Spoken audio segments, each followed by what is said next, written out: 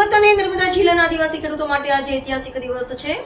માનનીય મુખ્યમંત્રી ભૂપેન્દ્ર પટેલના હસ્તે 927 કરોડ રૂપિયાના ખર્ચે તૈયાર થયેલી તાપી કરજણ લિંક પાઇપલાઇન યોજનાનું લોકાર્પણ કરવામાં આવ્યું છે।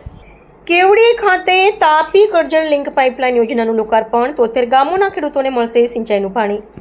સુરત જિલ્લાના ઉમરપાડા તાલુકાના કેવડી ગામે માનનીય મુખ્યમંત્રી ભૂપેન્દ્ર પટેલના વરદ હસ્તે તાપી કરજણ લિંક પાઇપલાઇન ઉદ્વહન સિંચાઈ યોજનાનું ભવ્ય લોકાર્પણ કરવામાં આવ્યું।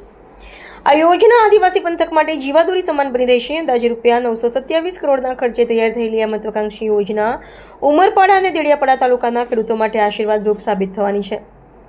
આ યોજનાથી સુરત જિલ્લાના ઉમરપાડા તાલુકાના 51 ગામોની 95,950 એકર તેમજ નર્મદા જિલ્લાના દેડિયાપાડા તાલુકાના 22 ગામોની 17,800 એકર મળી કુલ 73 ગામોની આશરે 53,750 એકર જમીનને સિંચાઈ માટેનું પાણી ઉપલબ્ધ બનશે। વર્ષોથી પાણીની અછતનો સામનો કરતા હજારો આદિવાસી ખેડૂતોને આ યોજનાથી સીધો લાભ મળશે અને તેમની આર્થિક સ્થિતિમાં સુધારો થવાની આશા વ્યક્ત કરવામાં આવી છે। ડુંગરાળ વિસ્તાર હોવાને કારણે પરંપરાગત નહેર વ્યવસ્થા દ્વારા પાણી પહોંચાડવું મુશ્કેલ બનતું હોવાથી ઉકાઈ ડેમમાંથી લિફ્ટ ઇરિગેશન પદ્ધતિ દ્વારા ઊંચાઈવાળા વિસ્તારો સુધી પાણી પહોંચાડવાની વ્યવસ્થા કરવામાં આવી છે।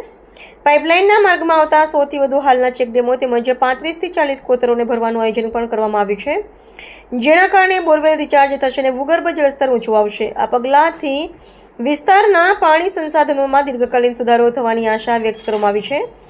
આ યોજનાના અમલથી હવે ખેડૂતો વર્ષમાં 3 સિઝનમાં પાક લઈ શકશે। પરિણામે સ્થળાંતર ઘટશે, સ્થાનિક રોજગારીમાં વધારો થશે અને વિસ્તારની આર્થિક સદ્ધરતા વધુ મજબૂત બનશે। રાજ્ય સરકારના પ્રયાસથી ઉમરપાડા અને દેડિયાપાડા પંથકમાં વિકાસનો નવો અધ્યાય શરૂ થવાની આશા વ્યક્ત કરવામાં આવી છે। લોકાર્પણ પ્રસંગે જિલ્લા અને તાલુકા સ્તરના અનેક આગેવાનો તેમજ મોટી સંખ્યામાં ખેડૂતો હાજર રહ્યા હતા।